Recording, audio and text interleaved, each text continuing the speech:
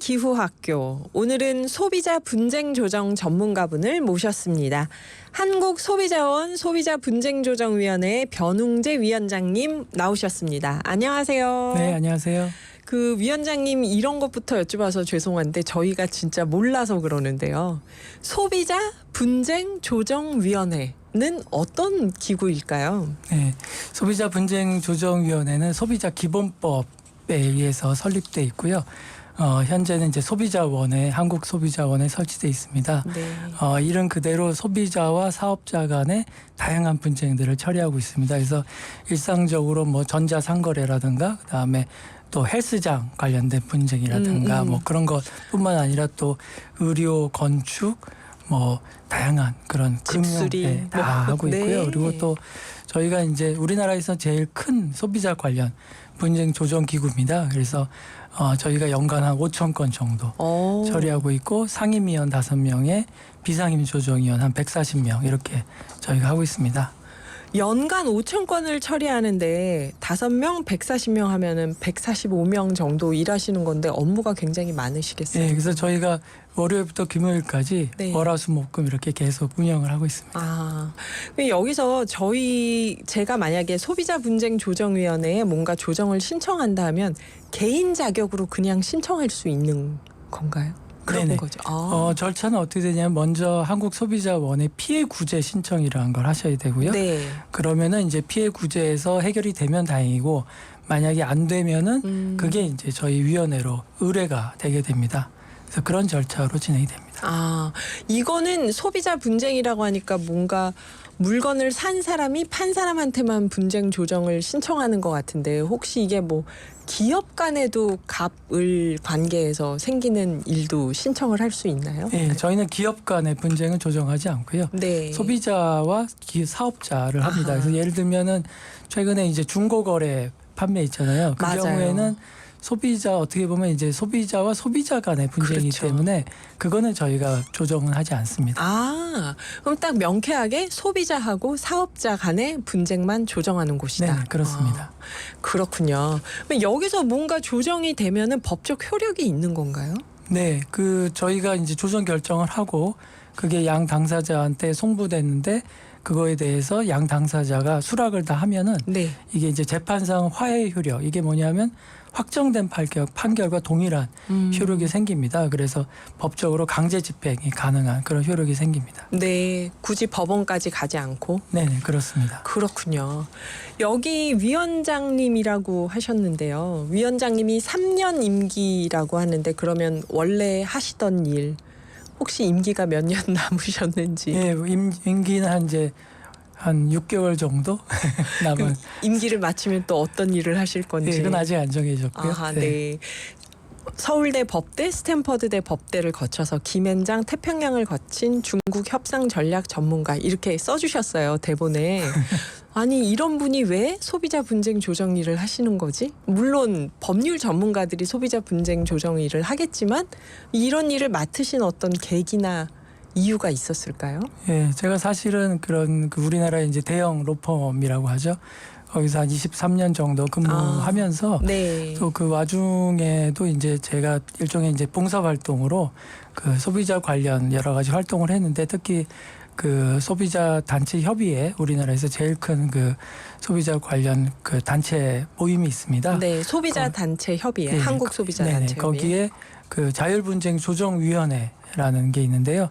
거기에서 제가 조정 관련 업무를 한 16년 정도 이건 이제 봉사 활동으로 했습니다. 네. 그러다가 이제 우연히 기회가 돼서 이렇게 이제 봉사 활동으로 파트타임으로 하던 게 이제 전업으로 공공기관에서 이걸 수행하게 그렇게 되었습니다. 네, 뭔가 하시면서 보람 있었던 일이나 어쨌든 봉사를 연결해서 또 직접 전업으로 하시게 된 거니까 느끼는 보람이나 어떤 소회나 이제 6개월 남았으니까. 네네. 여기 와서 이제 다양한 사건들을 처리했고요. 특히 네. 이제 기억에 많이 남는 것은 요새 이제 의료 관련 이슈가 많이 심각하잖아요. 의료요, 네네. 병원. 네, 저희도 이제 의료 관련 분쟁들을 많이 처리하고 있습니다. 네. 그래서 그걸 처리할 때마다 한편으로는 이제 또 의료기관에서 일하시는 분들이 얼마나 또 열심히 하시는지도 느끼고 또 한편으로는 환자 이제 저희는 소비자라고 부르죠. 소비자들이 또 의료 관련돼서 얼마나 좀 그 제대로 된 정보를 받지 못하고 있는가라는 네. 것도 많이 느끼고 있습니다. 그래서 그런 것들을 하면서 좀 보람을 느끼고요. 다만 원래는 이제 이렇게 분쟁을 조정하는 것뿐만 아니라 뭔가 좀 제도도 개선하는 이런 일을 하고 싶었는데 그거는 좀 역시 힘이 좀 딸려가지고 잘 못하고 가는 것 같습니다.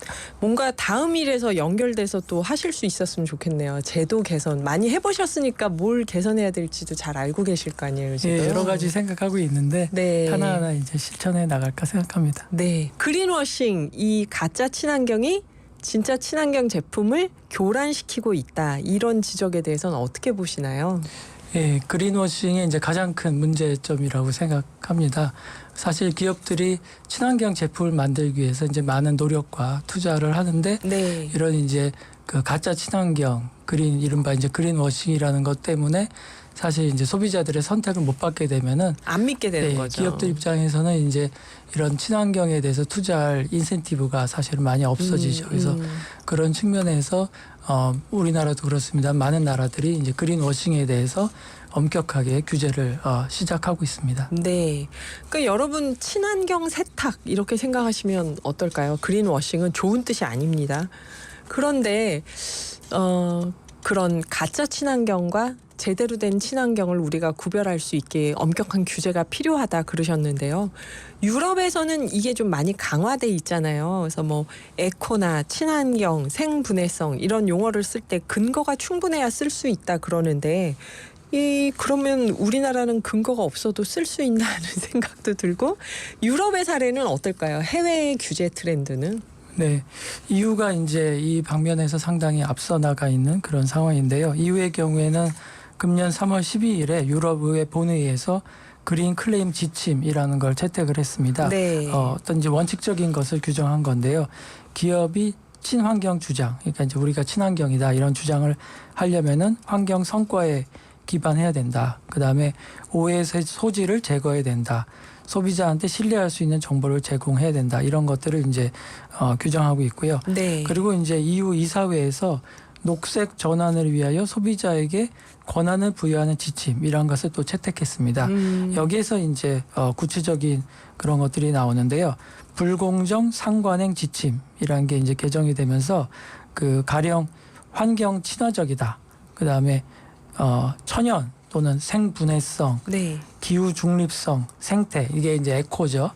이런 것을 내세울 경우에는 환경적인 성과에 대한 증명이 있어야만 사용할 수 있다. 그러니까 이런 증명이 없으면 사용할 수 없다. 이렇게 규정하고 있고요.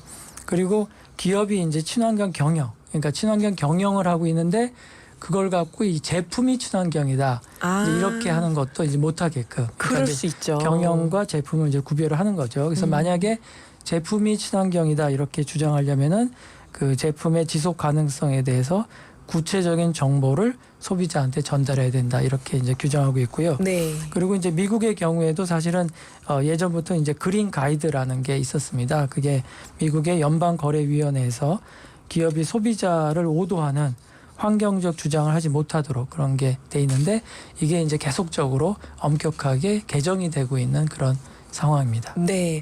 그러니까 저희가 물건 살 때 유럽 물건이면은 에코나 친환경이 있으면 굉장히 신뢰를 하고 사게 되더라고요. 이거 진짜겠지? 그러면서 우리나라는 아마 이 상황이 또 다양하게 그렇지 못한 지점들에 대해서 또 얘기를 들어볼 텐데요. 그 얘기는 좀 기니까 5부에서 이어서 계속 들어보겠습니다.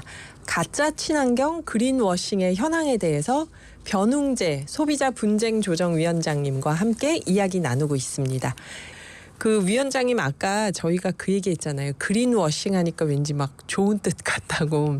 그러면 친환경 세탁 얘기했더니 여기 청취자분 중에서 서령님이 친환경 세탁도 뭔가 세탁이니까 좋은 뜻 같지 않냐. 가짜 친환경 이렇게 얘기를 하면 어떻겠냐 하는데 가짜 친환경 하면 좀 느낌이 빨리 오기는 하네요. 그렇죠? 네.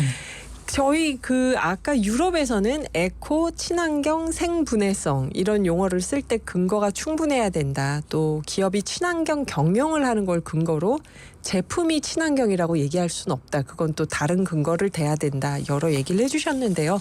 우리나라의 실상은 어떠한지 궁금합니다. 네. 우리나라는 그린워싱 관련 규제를 크게 정부 두 부분에서 하고 있습니다. 그래서 첫째는 이제 공정거래위원회고요. 그다음 네. 두 번째는 예상하시겠습니다. 환경부가 하고 있습니다. 먼저 이제 공정거래위원회를 말씀드리면 공정거래위원회가 관할하는 법률 중에 표시 광고의 공정화에 관한 법률이 있습니다. 여기에 보면 이제 부당한 표시 광고가 금지된다 이렇게 규정이 돼 있는데 이런 이제 그린워싱도 일종의 부당한 표시 광고 이렇게 규제를 하고 있습니다. 최근에는 관련 지침을 개정을 했습니다. 환경 관련 표시 광고에 관한 신사 지침을 작년 8월 31일에 개정을 했는데요. 여기에는 네. 이제 여러 가지 원칙적인 것들이 규정돼 있습니다. 그래서 진실성, 명확성, 상당성, 실증성, 전 과정성, 구체성, 완전성 관련 이런 것들이 돼 있고요. 특히 이제 최근에 개정을 하면서 기업들이 자기가 하는 그런 친환경 광고가 정말 이게 혹시 그린워싱이 아닌지 체크할 수 있도록 체크리스트를 또 만들었습니다. 그래서 네. 이게 상당히 이제 중요한 그런 작업 중에 하나입니다. 이제 예를 들어서 말씀을 드리면은 어느 기업이 우리가 생산 과정에서 발생하는 탄소 배출량이 3분의 1로 줄었다. 이러면서 이제 우리는 탄소 배출을 33% 줄였다. 이렇게 이제 표시 광고를 했는데 네. 옆에 이제 작은 글씨로 운송 제외, 그러니까 운송 제외 이렇게 이제 써놨다. 이렇게 하는 경우에 전 과정이 아니고 생산 과정에만 그리고 이제 줄었다. 이제 운송은 제외한다 이렇게 했는데 네. 그런데 사실 이 기업이 탄소가 제일 많이 배출되는 이런 단계가 운송 단계다. 그러면 사실은 이거는 이제 전체 단계로 봐서는 소비자들을 오인시킬 수 있는 그런 네. 그린워싱에 해당하는 표시 광고다 이렇게 보는 거고요.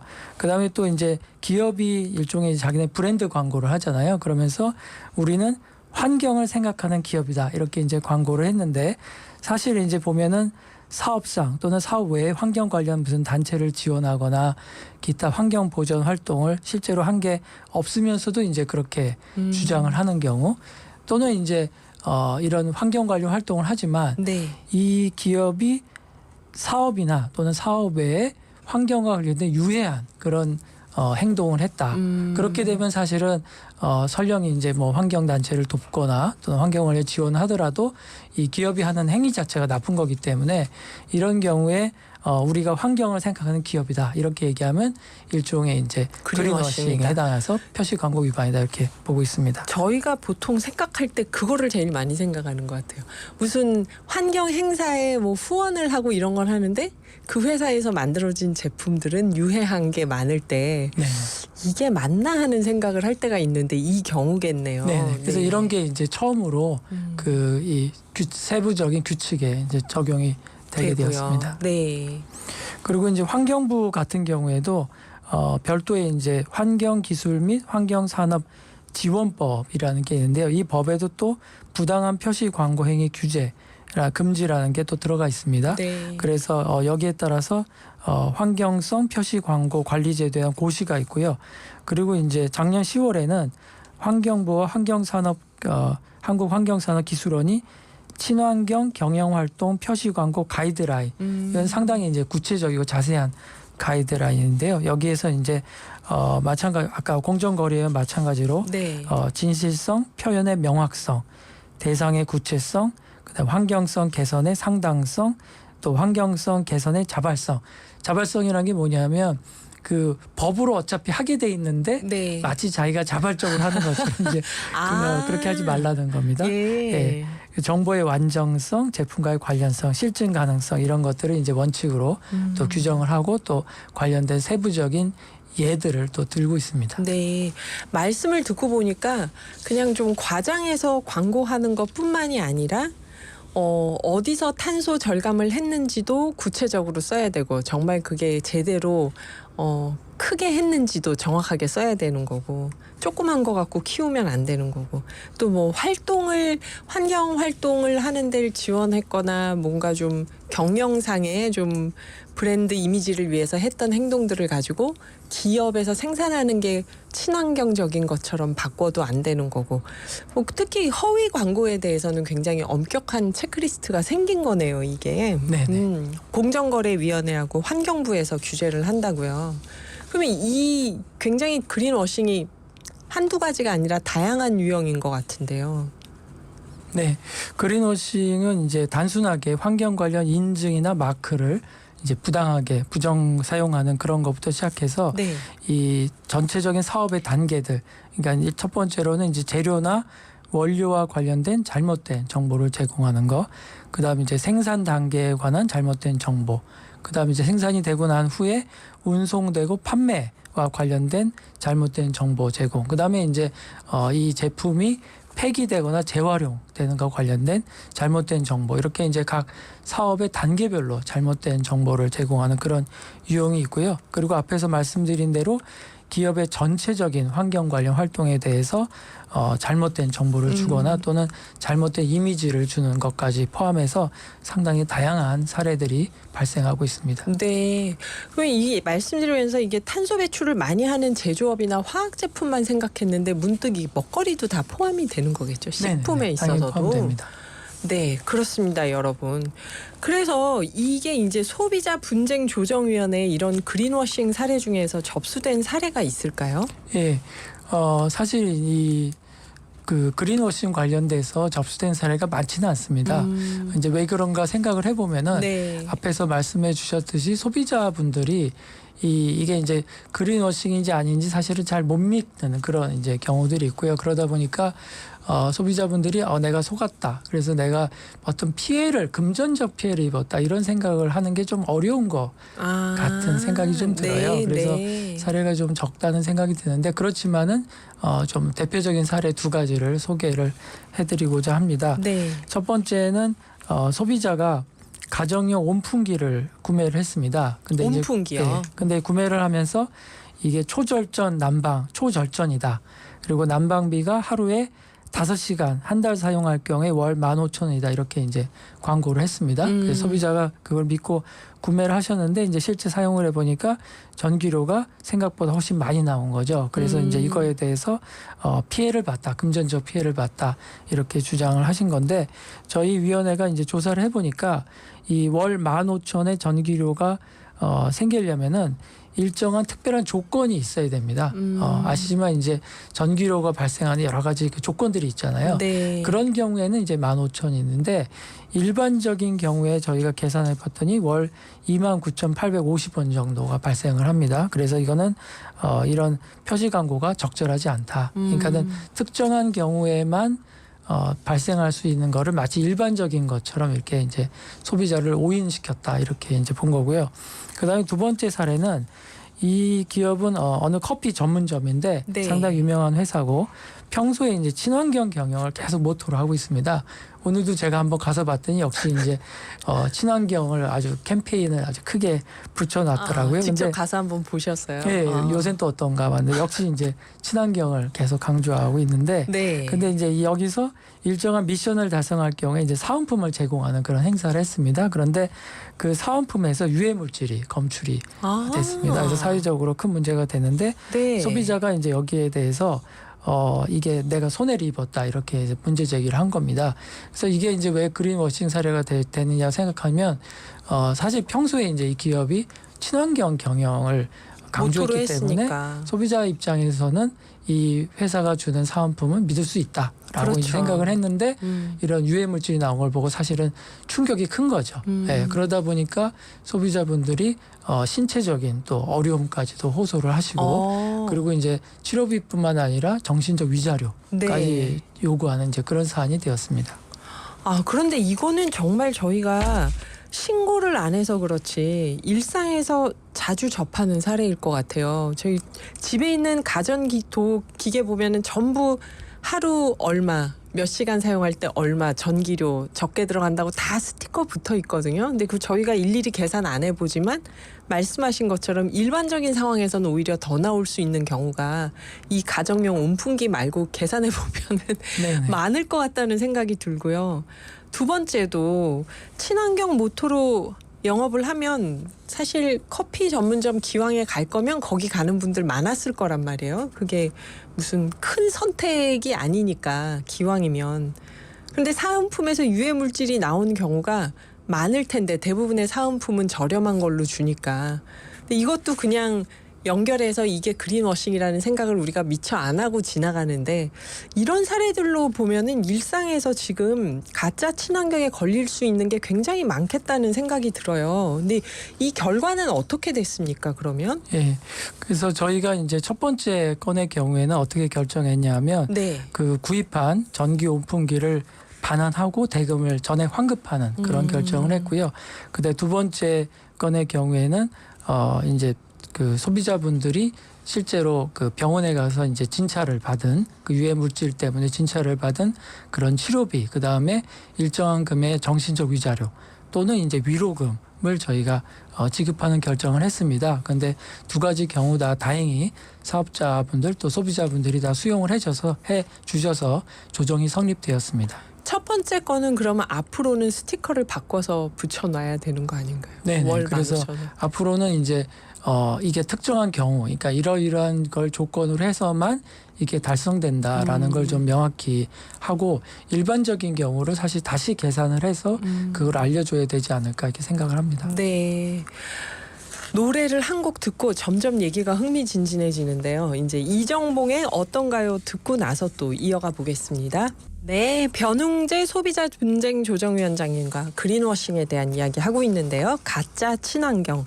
아까 제가 계속 여기 꽂혀 있는 게 집에 있는 많은 가전기기 앞에 스티커가 생각나서 가정용 온풍기 구입하는데 이게 한 달에 전기료 15,000원이다 해서 구입했는데 실제로 조사해보니까 29,850원이더라고 얘기를 해주셨잖아요. 그때 문득 든 생각이 그 실험을 누가 하셨지? 그러면 이 분쟁조정위원회에서 이런 실험도 다 하시나? 그런 생각이 들었어요. 네, 저희가 비상임 조정위원들 외에도 저희가 전문위원 분들, 비상임 전문위원을 저희가 200명 이상 또 선정을 하고 있습니다. 그래서 네. 각 분야의 전문가 분들이시고요. 그래서 그분들의 도움을 받기도 하고 또 소비자원, 한국소비자원 자체에 또 그런 실험을 할 수 있는 그런 또 기능도 있습니다. 그래서 필요한 경우에는 그런 지원을 받아서 저희가 하고 있습니다. 그러면 이 15,000원이 나오는 특별한 사례는 어떤 상황에서 그렇게 거의 뭐 14,000원이 더 적게 나오는 걸까요? 예, 일단은 그 전기료가 이제 누진제이기 때문에 네. 그 누진제에 일단 해당이 안 돼야 되고요. 그다음에 또 특정 시간대라든가 또 특정한 어떤 그 특정한 신청을 한다거나 특례를 신청한다거나 뭐 이런 여러 가지 조건들이 이제 다 충족을 해야 이 금액이 나오는 그런 상황입니다. 그래서 일반적인 상황은 아니라고 판단을 했습니다. 그러게요. 그러니까 전기요금이 적게 나올 수 있는 그 기기만 썼을 때 어떤 상황에서 가장 적게 나올 수 있는 상황에서 썼을 때 그 요금이 나온다는 거죠. 15,000원. 여러분 사실 가전기기 집에서 쓰면서 그 스티커 붙어 있는 거 믿거나 안 믿거나 그냥 넘어가는데 이런 어떤 상황에서 그 요금이 결정됐는지도 사실은 친환경 세탁에 들어가는 거네요, 이게. 그 그린워싱에 대한 얘기를 했는데 그린허싱. 그러면 허싱이라는 거는 속삭이듯이 작게 말한다는 건데 그럼 이 정보 공개를 최대한 안 한다는 뜻이겠네요. 그린허싱도 있다고요, 요즘. 네. 이 그린워싱에 대한 규제가 엄격해지다 보니까 이제 네. 일부 기업에서는 아예 그냥 친환경 관련된 정보 자체를 이제 공개하지 않는 그런 상황도 발생하고 있습니다. 네. 사실 이게 이제 그린워싱에 대한 규제를 또 너무 이제 지나치게 강화하다 보면 발생할 수 있는 문제 중에 하나인데요. 특히 많은 이제 국가, 우리나라도 마찬가지지만 중소기업들이 이제 그린워싱 관련된 규제를 어떻게 잘 극복하느냐, 그러면서 또 친환경적인 제품이나 서비스를 어떻게 개발하느냐 이런 게 또 문제가 되고 되고 있고요. 네. 그리고 또 만약에 이제 대기업 같은 경우에 그 친환경 관련된 정보를 잘 공개 안 할 경우에 특히 이제 이게 무슨 소송이라든가 또 정부에서 어떤 조사를 할 때 네. 과연 그 기업의 내부 정보를 어떻게 확보할 수 있느냐 이제 이런 것들이 문제가 되고 있습니다. 그러니까 정보를 아예 공개하지 않으면서 친환경 논란을 사전에 차단시켜 버린다는 거죠. 네. 근데 이거는 공개를 할 수 있도록 그러면 법적 장치가 생기는 건가요? 강제로 공개할 수 있도록? 뭐 아직 그런 것들은 이제 그 ESG 관련돼서 ESG 네. 공시 관련돼서 논의는 되고 있습니다. 그래서 특히 상장 회사를 중심으로 해서는 의무적으로 그런 친환경 관련된 정보를 공개하도록 하는 그런 제도들이 논의가 되고 있고요. 그리고 이제 이런 거를 예방하기 위해서는 사실은 그 별도로 이런 네. 믿을 수 있는 정보를 제공할 수 있는 어떤 그런 루트, 그런 플랫폼 같은 게 필요하다는 생각도 들고요. 그다음에 또 소비자 단체 같은 이런 객관적인 제3의 기관에서 또 공정한 평가를 해서 또 진짜 친환경 제품 서비스에 대해서는 또 널리 홍보하는 또 그런 것도 필요하지 않을까 생각합니다. 그러게요. 그 자료를 공개해라, 정보를 공개해라 하는데 그게 그러면 어떤 기준으로 만들어졌는지 그 기준도 또 있어야 되는 거네요. 네네. 이 그린워싱하고는 별개의 문제지만요. 저희가 오늘의 기후에서 처음부터 수리할 수 있는 권리에 대한 얘기를 좀 여러 번 했었습니다. 그 청취자분들 반응도 좀 많았고요.